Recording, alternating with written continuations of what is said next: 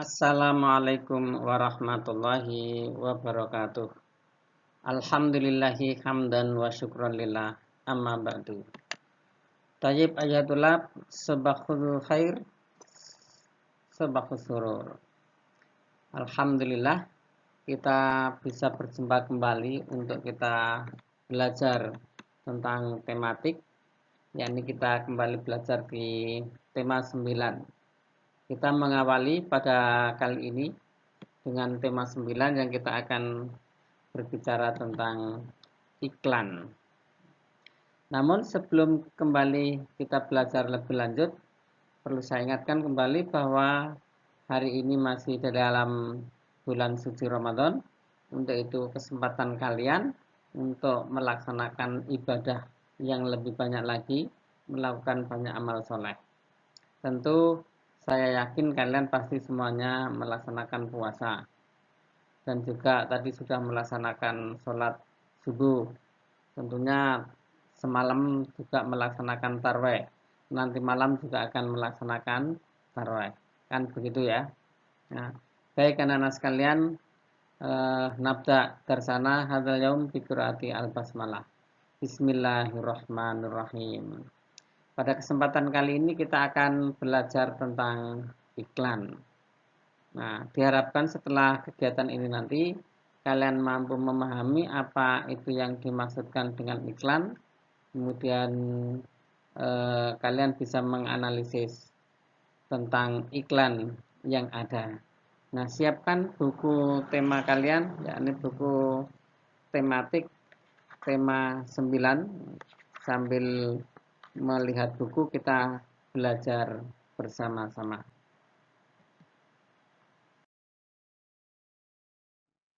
Pertama kita akan berbicara tentang pengertian iklan. Apa itu iklan? Tentu kita sering mendengar bahwa iklan itu ada. Dan di TV juga sering kita lihat iklan. Iklan itu adalah berita atau pesan untuk membujuk dan mendorong orang agar tertarik pada barang atau jasa yang ditawarkan kepada kita semua. Singkatnya, iklan itu adalah cara mempromosikan barang atau jasa. Jadi di dalam iklan itu ada satu kalimat-kalimat yang ditujukan kepada kita semua, kepada para pembacanya itu, agar membeli atau tertarik atau melakukan sesuatu sesuai yang diinginkan di dalam iklan tersebut. Nah, iklan itu mengandung pengertian, mengandung pemberitahuan kepada masyarakat dan bersifat mempengaruhi pembaca agar melakukan apa yang dikehendaki iklan.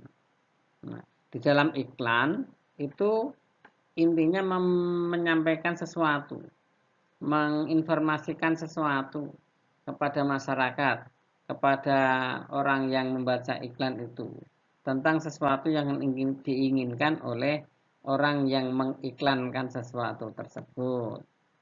Nah, iklan itu tidak hanya terbatas pada produk, melainkan juga pada informasi atau ajakan atau seruan untuk melakukan suatu hal. Seperti contohnya ajakan untuk menanam pohon, ajakan menjauhi narkoba, dan lain sebagainya. Itu juga merupakan sebuah iklan. Nah, dalam pembuatan iklan di media cetak itu dibatasi oleh ruang atau tempat.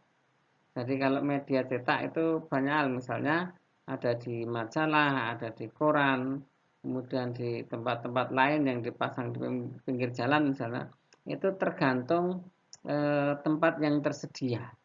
Sedangkan iklan yang berada di media digital atau di media elektronik itu dibatasi oleh durasi atau waktu. Jadi pembuatan iklan biasanya dibuat singkat, padat, dan berisi untuk mengurangi beban biaya penayangan. Nah, kalimat di dalam iklan pun juga sangat singkat. Nanti kita akan belajar lebih lanjut tentang hal ini. Nah, apa fungsinya iklan itu? Yang pertama, bahwa iklan itu dibuat oleh pengiklan untuk memberikan informasi atau berfungsi sebagai informing, di mana iklan itu memberikan informasi kepada masyarakat tentang kelebihan sebuah produk yang dia miliki. Ini fungsi pertama. Fungsi yang kedua adalah persuading atau membujuk. Jadi iklan ini membujuk pada masyarakat untuk menggunakan produknya, produk yang dia miliki. Nah, yang ketiga, bahwa iklan itu mengingatkan atau dikenal dengan reminding. Iklan itu mengingatkan kepada masyarakat tentang produk yang dia milikinya. Jadi dengan iklan kita akan mudah teringat. Mungkin kalian juga sering seperti itu, sering teringat sebuah barang karena ada sebuah iklan yang ditayangkan di televisi atau di radio, atau kalian juga ada iklan yang kalian baca di majalah dan sebagainya. Kemudian yang keempat, iklan itu memberikan nilai tambah atau adding value, di mana iklan ini memberikan nilai tambah pada produk yang dihasilkan itu menjadi lebih baik, karena akan diingat terus dan akan dibutuhkan terus oleh masyarakat. Nah, dengan masyarakat memahami bahwa ada informasi, kemudian mereka terbujuk, kemudian selalu teringat dengan iklan yang ada, maka iklan itu mempunyai nilai tambah bagi masyarakat sehingga masyarakat tertarik terhadap produk yang dimiliki oleh pengiklan. Nah, coba kita perhatikan dengan cermat terhadap gambar iklan yang ada pada halaman 2 di buku tema 9. Coba kalian perhatikan dengan sungguh-sungguh, di situ ada tulisan mesin cuci, ada tulisan resik, ada tulisan kapasitas 10 kg, ada pula gambarnya, kemudian ada yang lain-lain, ada kalimat-kalimat yang lain. Nah, ini semuanya mempunyai makna, semuanya mempunyai maksud. Coba gambar apa? Barang apa yang diiklankan? Gambar apa yang ada di dalam iklan itu yang diiklankan. Kemudian juga sebutkan kata atau kalimat yang ada di dalam iklan tersebut. Itu banyak sekali itu. 1, 2, 3, 4, 5, 6. Paling tidak ada 6 kalimat atau 6 kata, 6 kalimat dan kata yang ada di dalam iklan tersebut. Coba kalian perhatikan dengan sungguh-sungguh. Nah, kemudian setelah kalian memperhatikan dengan baik, coba kalian jawab pertanyaan yang ada pada halaman 3 di buku tema 9. Itu berkaitan dengan hubungannya dengan iklan yang ada di halaman 2. Apakah yang dimaksud dengan iklan? Kemudian dalam iklan mesin cuci di atas ada kata kapasitas dan program. Apa arti dari dua kata tersebut? Adakah kata asing bagi kamu dalam tulisan iklan di atas? Coba tuliskan kata yang kamu anggap asing. Nah, itu kalian tulis di dalam buku tema 9 itu di halaman 3. Nah, anak-anak sekalian, feedback kalian yang pertama kali. Nah, kemudian yang harus kita pelajari lagi adalah bahwa iklan itu juga mempunyai tujuan. Iklan itu tidak sia-sia untuk dibuat. Yang pertama adalah memberikan informasi terhadap suatu produk yang berupa jasa, barang, ide, dan lain sebagainya. Nah, kemudian yang kedua, iklan itu mempunyai tujuan sebagai sebuah upaya untuk menimbulkan citra yang baik atau rasa suka komunikan. Komunikan itu seseorang yang menjadi penerima pesan iklan terhadap produk yang diiklankan.